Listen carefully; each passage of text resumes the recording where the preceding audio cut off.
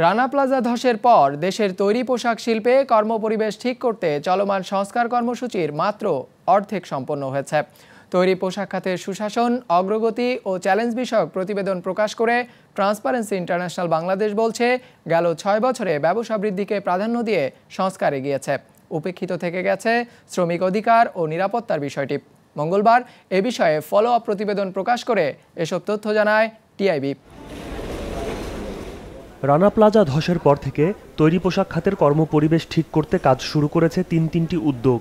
গেল 6 বছরে এসব উদ্যোগের আওতায় সব মিলিয়ে 4346টি কারখানা পরিদর্শন সম্পন্ন হয়েছে, যার মধ্যে সংস্কার কাজ শেষ করেছে 46 ভাগ কারখানা। 28 ভাগের সংস্কার অগ্রগতি সন্তোষজনক। আর জাতীয় উদ্যোগের আওতায় থাকা 26 ভাগ কারখানার সংস্কার কাজ একেবারেই ধীর।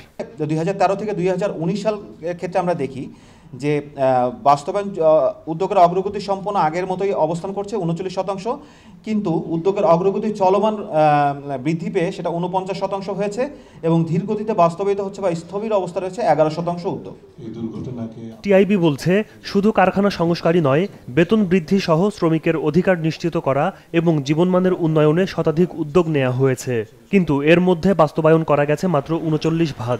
অগ্রগতি আছে 49 ভাগের। টিআইবির মূল্যায়ন বলছে, গেল 6 বছরে মূলত ব্যবসা বাড়ানো এবং মুনাফা বৃদ্ধির দিকেই নজর ছিল সবচেয়ে বেশি। কম গুরুত্ব পেয়েছে শ্রমিক স্বার্থ।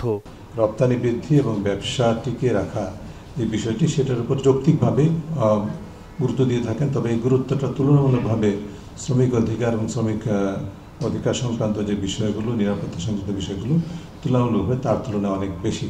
ন্যূনতম মজুরি বৃদ্ধি হয়েছে, যেটা ইতিবাচক, তবে এই বৃদ্ধির মধ্যে শুভঙ্করের ফাঁকি রয়েছে।